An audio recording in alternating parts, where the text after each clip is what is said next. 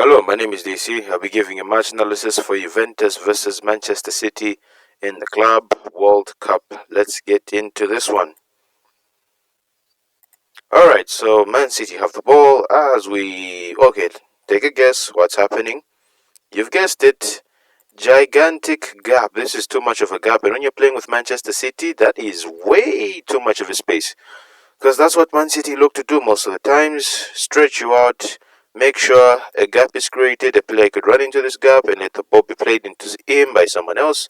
Or either player makes a run outside and the ball is played through the gap and then they go on to score. This is a very big gap. I'm surprised he hasn't pushed forward because Juventus have more than enough men to deal with this actually. Because 1, 2, 3, 4, 5, 6.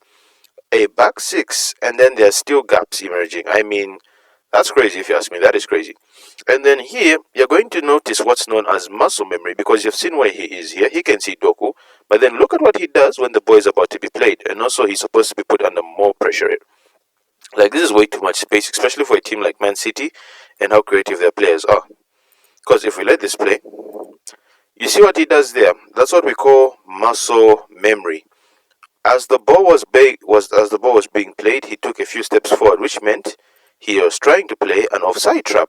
But if he noticed, he's the furthest forward. But if you look behind him, all his teammates are here and he's here.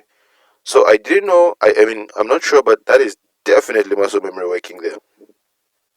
Because let me even put it in a box just to see, so that we can focus on his movement. Let me let this play. Look at what happens here.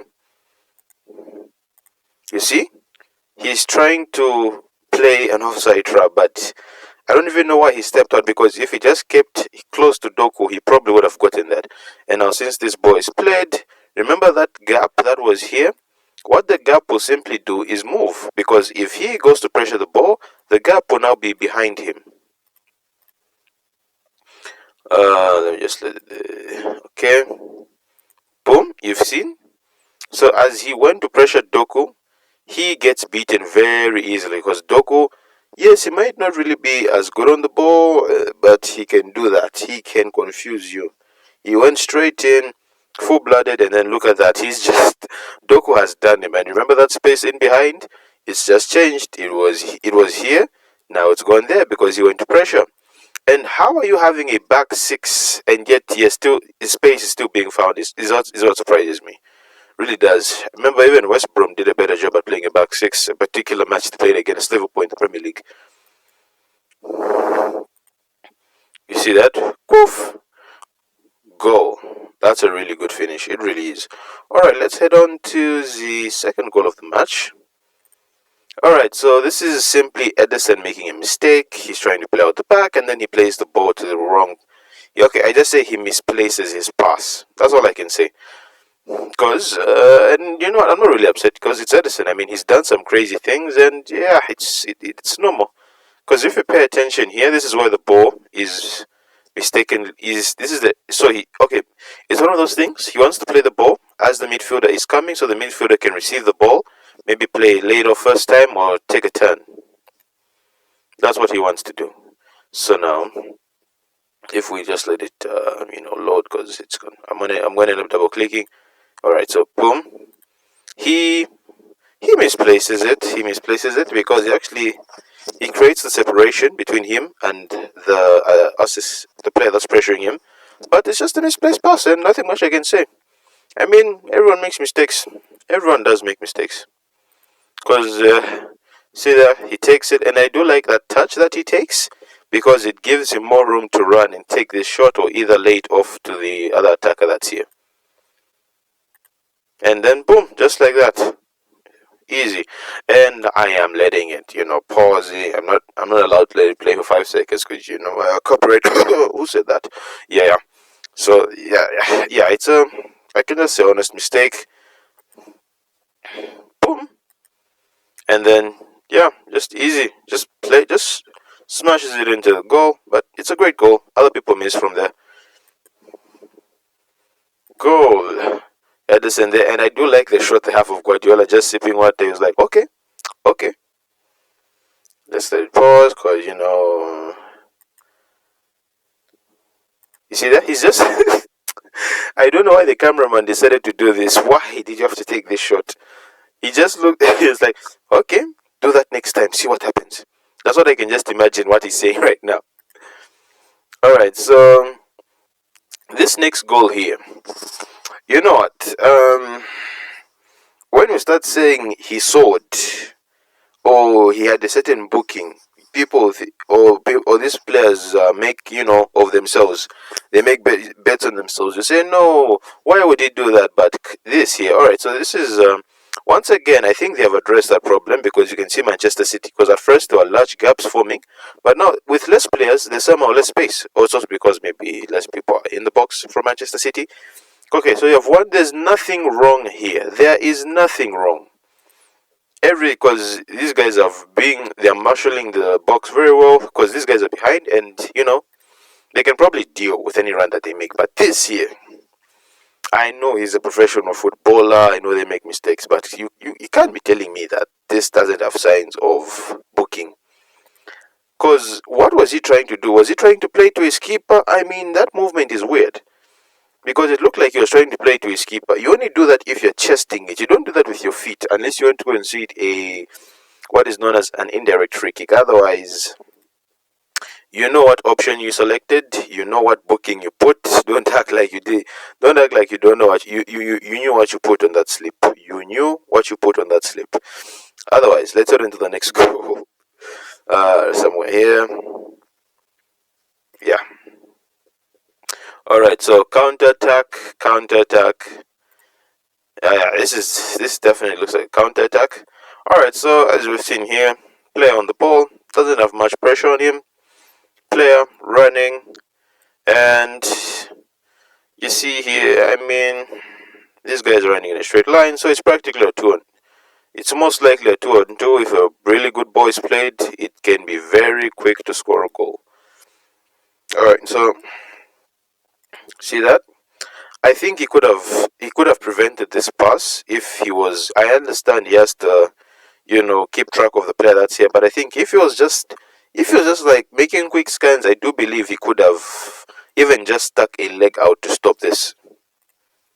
I really think he could, because look at where the ball passes. See, that's very close. If maybe he performed, I don't know, like it's a slide, that thing, like a scoop with your leg. It's one of those things that players do. And at this point, Haaland unmarked, alone, because it's a counter. He's trying to commit, but I think anyway, damned if you do, damned if you don't. Because if he goes here, he's gonna play the ball to Haaland. If he stays here, he's gonna take a shot 1-on-1 with the goalkeeper. So you don't really win. And one thing I'm gonna say, I do like the blue Man City kit with the black shorts. It just looks so good. I'm not gonna lie. It really looks good, even though it looks like the kit for the Uruguay national team. This just looks good. Let's just say that. See that? I mean, and it's one of those things. He was closer to Haaland at this point than he was at this point. It's one of those things. Do one thing. If you're going to go out and try and block that pass, go ahead and do it. If you want to stick with Haaland all the way up until he goes to go, do it. Don't find yourself in the middle, and don't put yourself in the middle where you can't do anything at all. That's what frustrates me. Make a decision. You either go out, you just try as hard as you can to block that pass, or you stick with Haaland so you prevent the tapping. That's what you do. You don't find yourself in the middle and then yeah. And you even know Haaland, he's not gonna miss this goal. But yeah, the black shorts do make this kit look really good. I'm not gonna lie. All right, let's head on to the next goal. All right, so Manchester City look like they're on the counter again. All right, so as we can see here, space, and I don't know where I think that's Gatti. Where are you going? He could not have done you that bad where you're looking in this direction and he's going in that. He could not have done you that bad. And then to make matters worse, he's also looking at him. So which means he's gonna sneak upon him, sneak around him and score and make a run. Make a run. Goes boom. And then here. Is he also trying to play an offside trap? Because it's a similar motion to what that other player did. Because you can't just stand here, because this is way too much of a distance for you to have an impact. because he was looking at the ball and then he decided that he would go. He's made. I would prefer if he just ran. He just ran into Haaland rather than, because this is too much space. It really is, because he turns, but at this point I think I don't know if it's subconsciously trying to play an offside trap, because he could have just run towards Haaland if he just wanted to get that ball, because it's too much of a gap. And also he was sent to buy sweets. He came back, he bought the sweets, went back there, and still he's not close enough. Not really that he's not close enough, but it's just funny. And then I don't know if this is Holland or not. Okay, so then and this lovely ball here is played. And what I do like here is the passing, because once he's played, he does fall down, but he's playing it into him. He could have scored. He doesn't. Takes a touch. Boom. I think it's more of the touch was a bit heavy, and then Foden stumbled upon it. But this man, how do they send you to buy sweets in a match? Anyway, let me not get into that too much. Let me head on to the next goal.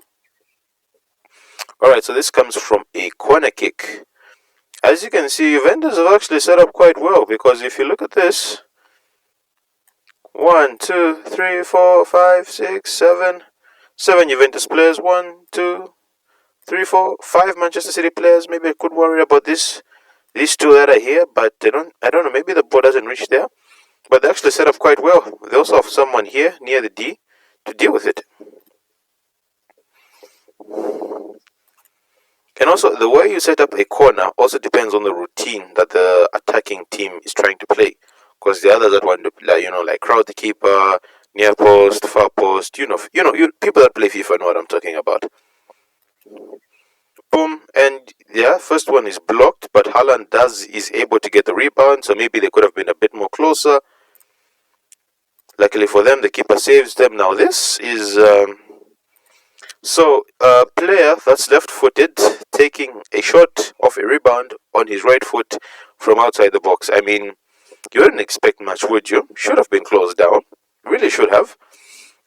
But otherwise, he isn't, and he scores a crazy, crazy goal. Oh, boom!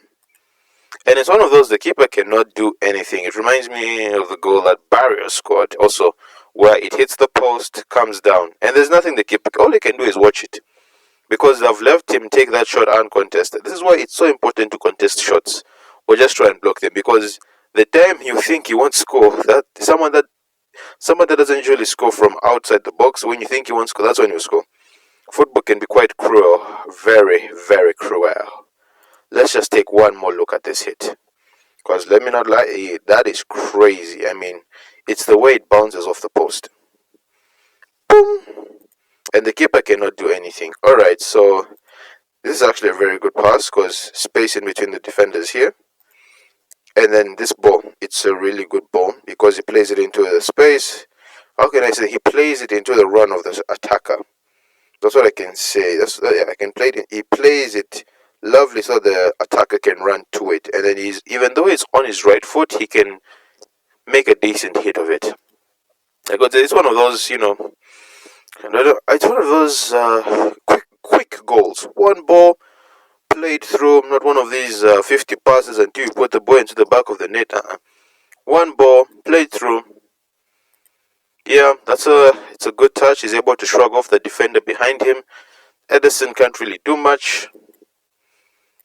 And then, yeah, he just plays it across the keeper. Had to pause it there because, I'm trying to avoid copyright. I think, yeah, that's good enough. Ooh, goal. That's a lovely goal by Vlahovic. In the last minute of the game. I know, look at that look on his face. He's like, I can say he scored for pride. Is this Rico Lewis or is that a Kanji? I can't tell. Yeah, but he does try to push him down, but he's very strong, and I do like this, because here he could have gone down, tried to get someone sent off, but no, he knew that scoring the goal is more important, because you just imagine, you dive and then you get carded for simulation. But it's a really good finish. Yeah, neat finish. Otherwise, that's how Juventus were, how can I say this, I can just say like they just got dominated by Manchester City, because they were scoring goals for fun. Anyways, I've seen this before. City score a lot of goals against a particular team, then in the next match, they become a bit, I don't know, they don't score as much. Otherwise, that's been my match analysis. Don't forget to like, share, and subscribe, and I'll see you in the next one.